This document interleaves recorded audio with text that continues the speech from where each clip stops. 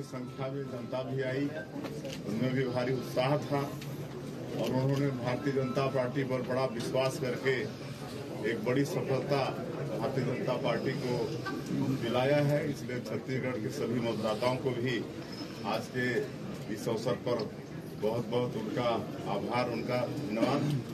और शपथ ग्रहण के बाद आज हम लोग तीनों यहाँ पर मंत्रालय आए, क्योंकि प्रथम दिवस था तो यहाँ पर विधिवत पंडितों के द्वारा पूजा अर्चना करके आज अपना काम शुरू किए हैं।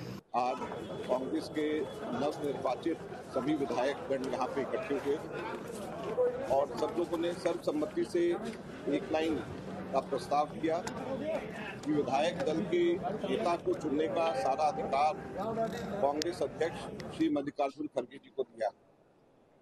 उसके पश्चात हम दोनों ने हर विधायक से एक एक करके अलग से बात की, उनके विचार जाने और पूरी रिपोर्ट हम लोग हाईकमांड को आज दिल्ली जाएंगे और लीडरशिप को हम पूरी रिपोर्ट इसकी दे देंगे। नमस्कार, मैं हूं मोहन तिवारी। आज के मुद्दे में आपका स्वागत है और आज का मुद्दा है छत्तीसगढ़ की नई सरकार पर आधारित। जी हां, छत्तीसगढ़ में नई सरकार बन गई है। अब विष्णु राज शुरू हो गया है, उनकी टीम भी बन गई है, 2 उप मुख्यमंत्री भी बनाए गए हैं। हालांकि कैबिनेट का विस्तार अभी बाकी है और जो चुनौतियां हैं उन्हें भी पार पाना बाकी है। लेकिन विपक्ष भी कमर कस के तैयार है। एक तरफ सरकार का गठन हो रहा है तो विपक्ष ने भी अपने आप को समेटकर एकजुट कर लिया है और आज हम देख रहे हैं कि विधायक दल की बैठक के साथ कांग्रेस का नेता कौन होगा इसके लिए रायशुमारी कर ली गई है। जल्द ही हमें नेता प्रतिपक्ष भी देखने को मिलेगा। तो मुख्यमंत्री का नाम जहां सामने आया तो कांग्रेस कहीं भी पीछे नहीं रहना चाहती, इसलिए उसने अपने नेता प्रतिपक्ष के लिए भी तैयारी पूरी कर ली है। ऐसे में छत्तीसगढ़ के सामने पक्ष विपक्ष दोनों तैयार हैं।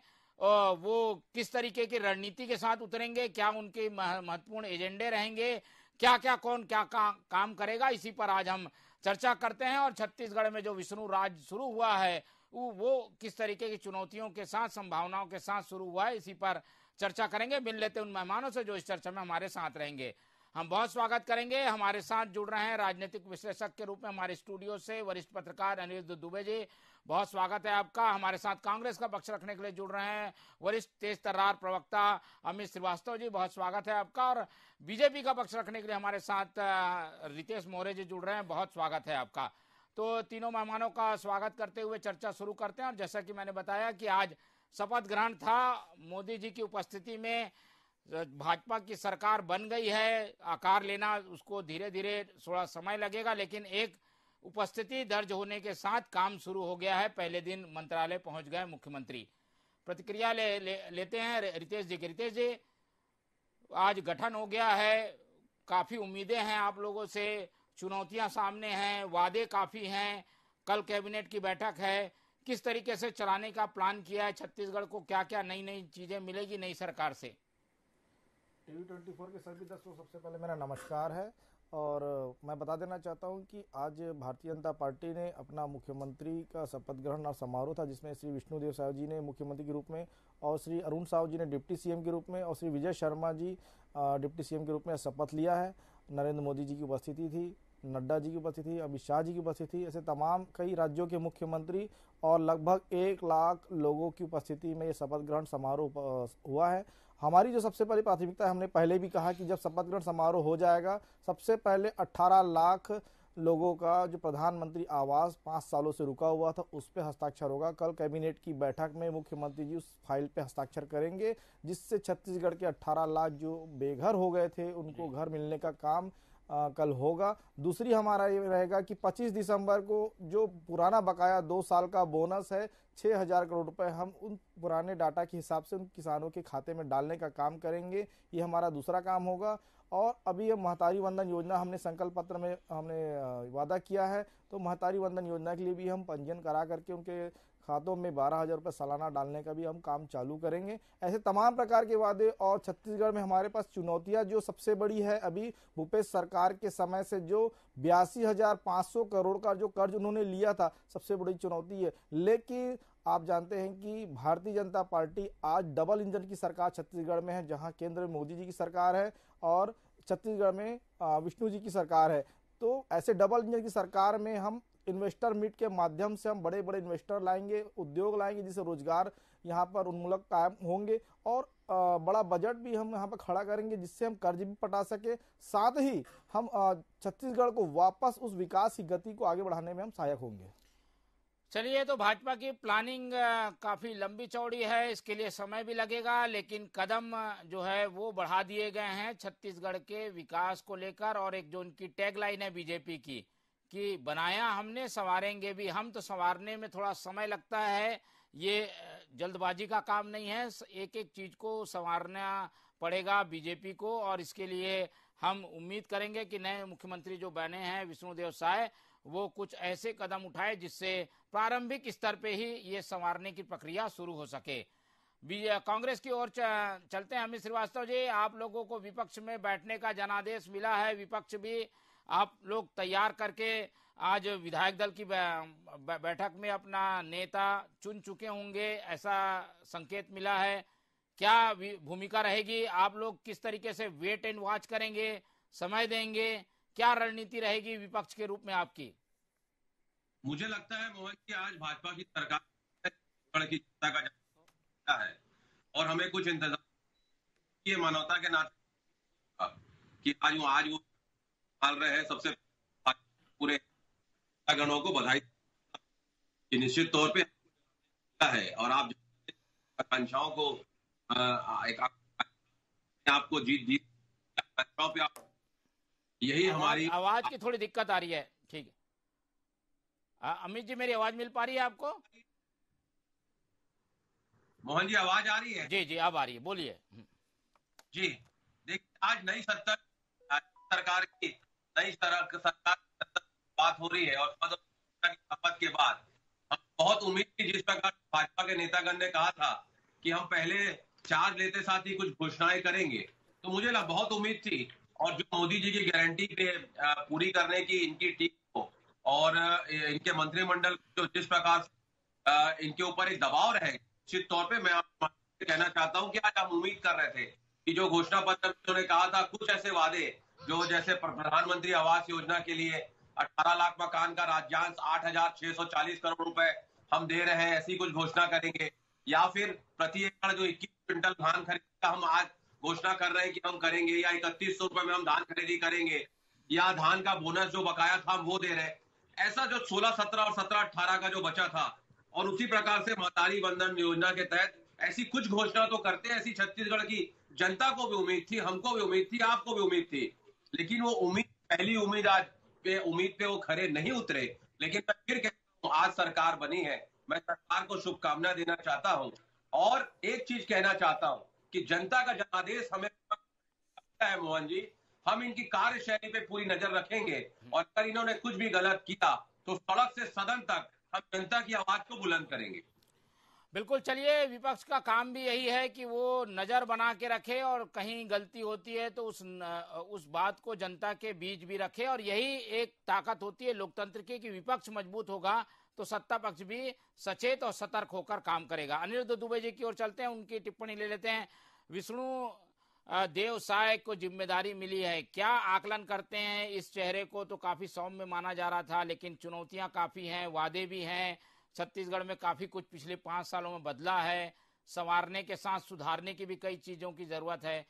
कितनी बड़ी चुनौती है और सरकार की शुरुआत को कैसे देखते हैं आप अनिरुद्ध जी?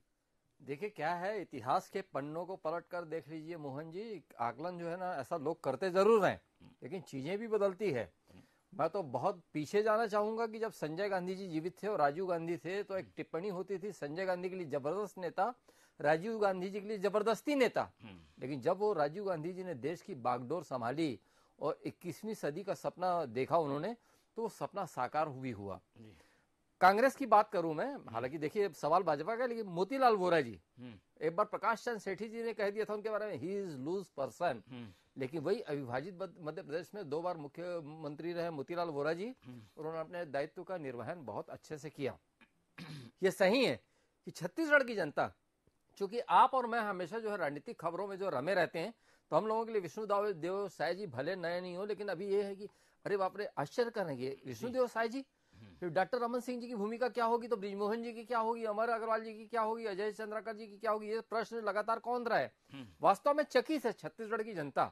लेकिन जहां तक के विष्णुदेव साय जी का जो है अनुभव व्यापक है, इतनी बार सांसद रहे, केंद्र सरकार में मंत्री रहे, फिर भारतीय जनता पार्टी के जो है अपना संगठन प्रदेश अध्यक्ष रहे, संगठन में रहते हुए, तो कुल मिला के अनुभव उनका दीर्घ अनुभव है जी। तो क्या है कि आकलन जो है वो तो समीक्षा तो आने एक समय के बाद में होगी।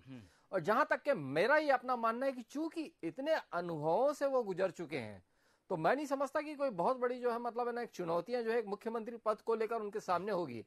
भले वो नतीजा जो भी वो सामने आए कि वो किस रूप में कितना खरे उतर पाते हैं, लेकिन मैं उनको बहुत मुनासिब पाता हूँ।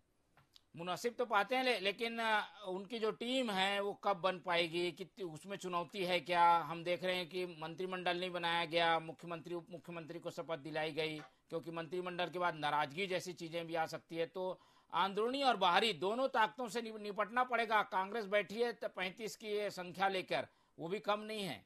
बहुत बड़ी चुनौती है मंत्रिमंडल के जो विस्तार की जो आप बात कर रहे हैं ना मोहन जी, क्योंकि यहाँ के खुद वरिष्ठ नेता हैं साय जी, तो उनके सामने पुराने चेहरे जिनके साथ काम किए हुए हैं, खुद डॉक्टर रमन सिंह जी के काफी करीबी माने जाते थे।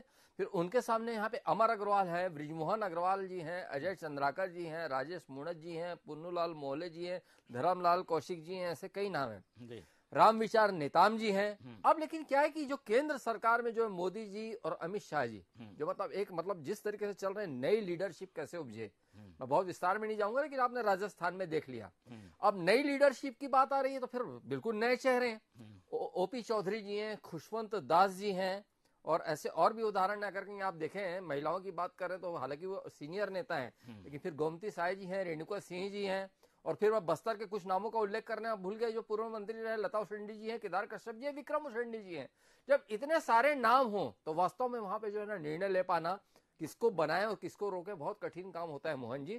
तो ये जो आपने एक सवाल किया, तो वास्तव में मंत्रिमंडल का गठन जो है दिल्ली को समझते हुए, फिर यहाँ अपने सुझाव रखते हुए और अपना मत रखते हुए, बहुत बड़ी चुनौती है। बड़ी चुनौती है, और इसी चुनौती से पार जो पाएगा वही छत्तीसगढ़ का असली खेवनहार बनेगा। विष्णु देव हैं, छत्तीसगढ़ के देव बनेंगे कि नहीं, ये एक बड़ा सवाल रहेगा। रितेश जी, बीजेपी से हर कोई ये सवाल पूछ रहा है, आप लोगों ने उम्मीदों का पहाड़ों का पूरा पहाड़ बना दिया है, वादों का पहाड़ है, ये कैसे पार करेंगे। और पहले ही कैबिनेट में सब कुछ करना है ना आपको, एक मुश्त पैसे देने के लिए भी राशि को आवंटित करना है, पुराना बकाया बोनस भी देना है, उसके बाद जो है महिलाओं को भी पैसे देना है, कई चीजें हैं, कैसे होगी नैया पार। जी मैं आपको बता देना चाहता हूँ मोहन जी कि भारतीय जनता पार्टी 15 साल छत्तीसगढ़ में सरकार बहुत बेहतर ढंग से और सुशासन के रूप में स्थापित किया और विकास की गति को दिया है। तो मुझे लगता है कि यहाँ पर डॉक्टर रमन सिंह जी हैं जो पूर्व मुख्यमंत्री रहे, जिनका सहयोग अभी विष्णुदेव साय जी को लगातार मिलेगा, और साथ में जो पुराने जितने भी अनुभव के हमारे विश्लेषक जी ने बताया है, तो मुझे लगता है। और भारतीय जनता पार्टी सबसे खूबसूरती है कि यहाँ टीम वर्क के रूप में काम करते हैं। आपने तीनों राज्यों में देखा होगा कि जब पर्यवेक्षक आए उनको भी नहीं पता था कि मुख्यमंत्री कौन होगा, जब वो पर्ची खोलते हैं तो उन्हें पता चलता है कि मुख्यमंत्री घोषणा इन्हीं की करनी है, सहज रूप से सब स्वीकार करते हैं। तो मुझे लगता है ये टीम वर्क का जो एक अच्छा एक उदाहरण भारतीय जनता पार्टी में पाया जाता है, उसका उदाहरण अभी 1-2 महीने में मिलेगा। अभी मैंने पहले ही बोला है कि प्रधानमंत्री आवास जो है कैबिनेट की पहली बैठक में उसको हम हस्ताक्षर करके उसको पारित करेंगे। दूसरा 25 दिसंबर को किसानों के खाते में 6,000 करोड़ रुपए जो बकाया बोनस 2 साल का था वो डालने का काम करेंगे। और रही सवाल ये बजट की बात, तो मैं आपको बता, छत्तीसगढ़ खनिज ज्यादा वाला प्रदेश है, जहां पर खनिज से बहुत बड़ा एक राजस्व प्राप्त होता है।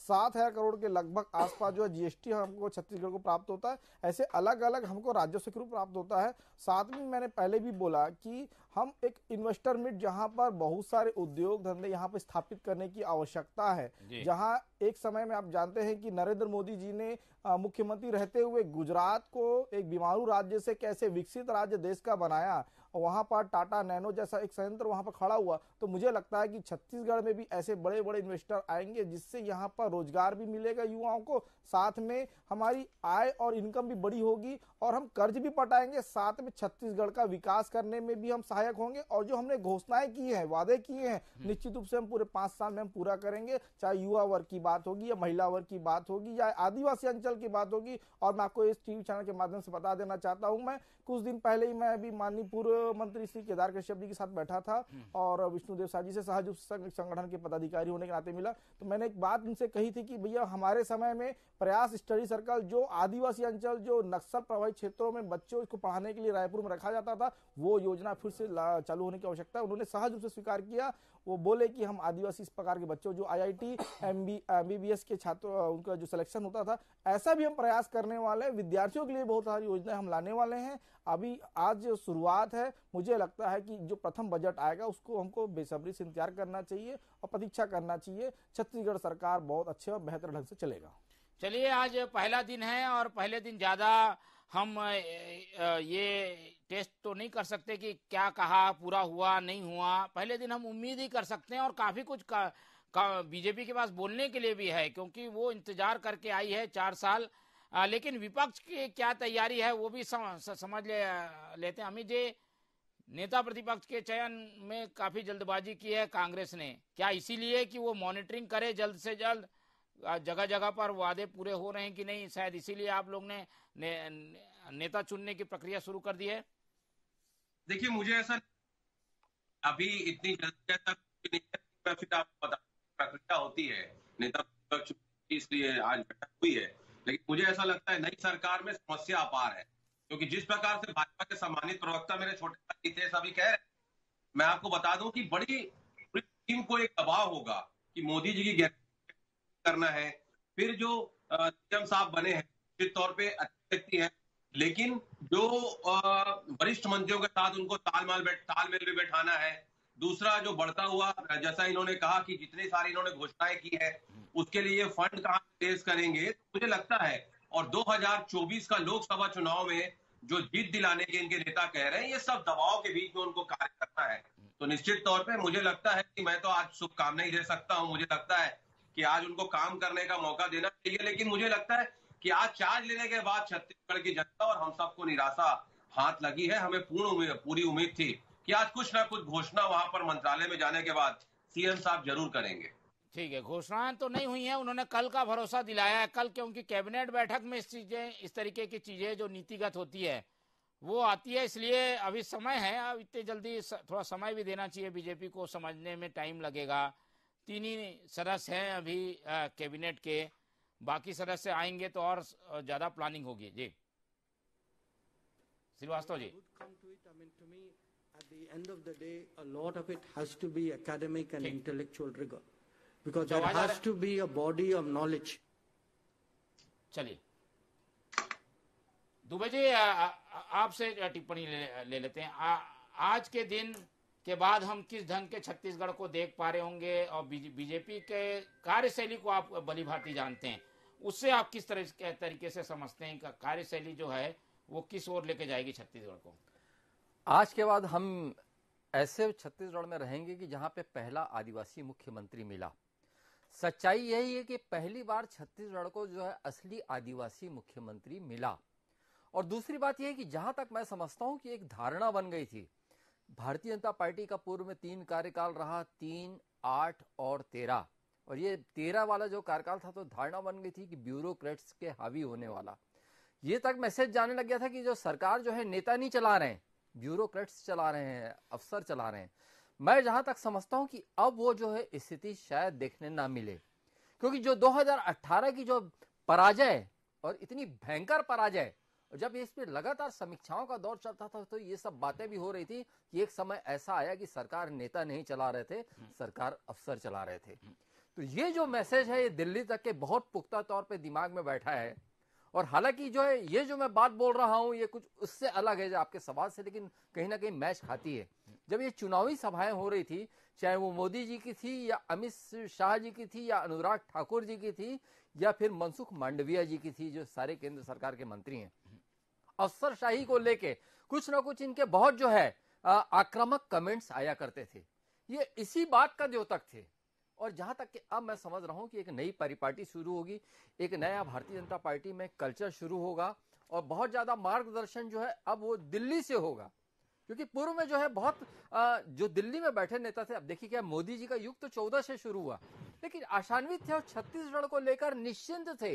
यही निश्चिंतता वाली बात थी कि 18 में जो है 65+ की अमित शाह जी बात कहे गए थे, लेकिन जो दूध का जला हुआ मोहन जी छाछ को भी फूक फूक कर पीता है।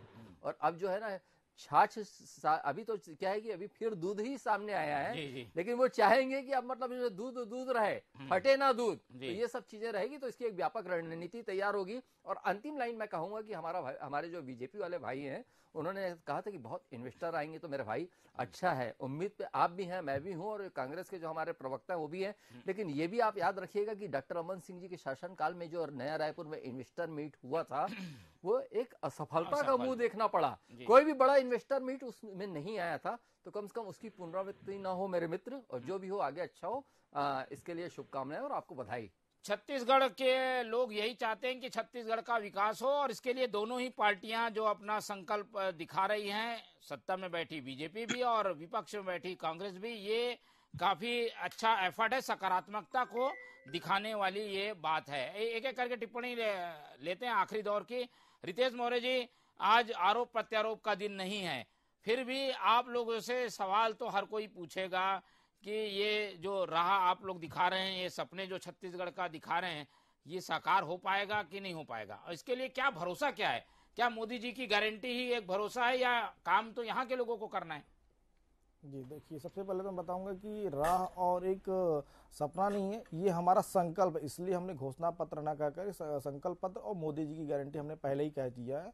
और चूंकि हमारे अभी राज्य में नया मुख्यमंत्री मिल चुका है, भारतीय जनता पार्टी की सरकार बन चुकी है, जो कि अनुभव से बहुत ज़्यादा अपने विष्णुदेव साय जी 3 से 4 बार सांसद रहे, 2 बार विधायक रहे, उनको लंबा अनुभव है, केंद्र में भी मंत्री रहे हैं। डॉक्टर रमन सिंह जी का भी उनको बढ़िया सपोर्ट है, और माननीय अरुण साहू जी एक बेहतर सांसद के रूप में भी काम किया उन्होंने, और विजय शर्मा जी जिन्होंने हिंदुत्व के चेहरे के रूप में कवर्धा में उभरे और उनको बड़ा तालमेल करने का काम किया, जिला पंचायत सदस्य। तो मुझे लगता है कि आने वाले समय हमको इंतजार करना चाहिए कि एक बेहतर काम की कल्पना को लेकर के जो छत्तीसगढ़ ने भरोसा दिलाया, उस भरोसे पे हम साकार रूप से हम खड़ा उतरेंगे, और जो हमने वादा किया है वो निश्चित रूप से पूरा करेंगे। 15 साल का कार्यकाल जनता ने देखा, और 5 साल का कुशासन भी छत्तीसगढ़ की जनता ने देखा है, तो इसका अंतर सबको जनता को मालूम है, और मुझे लगता है कि थोड़ा इंतजार करने की आवश्यकता है। कल कैबिनेट की बैठक के बाद शाम को बहुत सारी चीजें क्लियर हो जाएगी। ठीक है, चलिए इंतजार तो हम करेंगे ही, क्योंकि 5 साल का समय जनता ने आपको दिया है, और पहले दिन में सारी चीजें नहीं हो सकती, लेकिन हम आज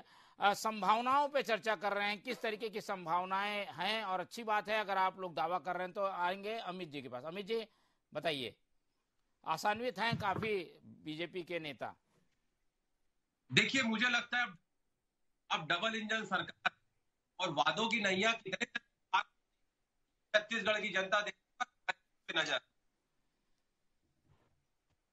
जी आवाज नहीं, बोलिए। जी देखिए, डबल इंजन सरकार और वादों की नैया वो अब कितने पार करती है, फिर हमारी तीखी नजर है। तीखी नजर है, और इंतजार तो सबको रहेगा, वो नजर हमारी भी रहेगी पत्रकारिता के नाते, और हम भी ये देखेंगे कि जो वादे पूरे हुए हैं कि नहीं हुए। आखिरी टिप्पणी अनिरुद्ध जी की। अनिरुद्ध जी, शपथ ग्रहण समारोह के बाद सरकार की शुरुआत, और शुरुआत से ही ये विश्वास कि भाई सारी चीजें जो कही गई है वो पूरी होंगी। निश्चित रूप से देखिए, किसान, छात्र और महिलाएं, इस सब के लिए बहुत सारे भारतीय जनता पार्टी के वादे हैं, और मैं चाहूंगा कि पूरे हों। लेकिन एक बहुत गौर करने लायक बात यह है कि इस चुनाव में, छत्तीसगढ़ के चुनाव में जो है, केंद्रीय गृह मंत्री अमित शाह जी की बहुत संलग्नता रही थी। और पूर्व में जब पिछली सरकार में जब केंद्रीय गृह मंत्री राजनाथ सिंह जी थे, तो उन्होंने कहा कि जो है जब सरकार हमारी आएगी 2019 में, तो नक्सलवाद का सफाया हो जाएगा।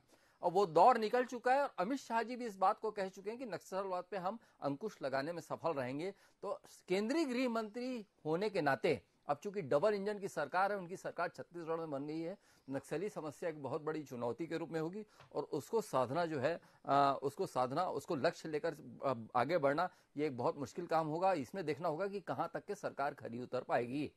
बिल्कुल, चलिए सरकार कितनी खरी उतर पाएगी, और जो छत्तीसगढ़ में विष्णुदेव राज आया है, एक तरीके से कहें कि विष्णु राज आ गया है, तो हम उम्मीद करेंगे कि हम लोग भी महसूस करें कि बैकुंठ वासियों की तरह सुख सुविधाएं यहाँ मिले, और यहाँ धन धान्य संपत्ति भरी रहे। उम्मीदें काफी है, सरकार को उन उम्मीदों पर खरा उतरना होगा। पहला दिन था, इसलिए हमने संभावनाओं पर चर्चा की है। आने वाले दिनों में जैसे जैसे दिन बीतेंगे, कसौटियों पर इन संभावनाओं को कसना हम शुरू करेंगे।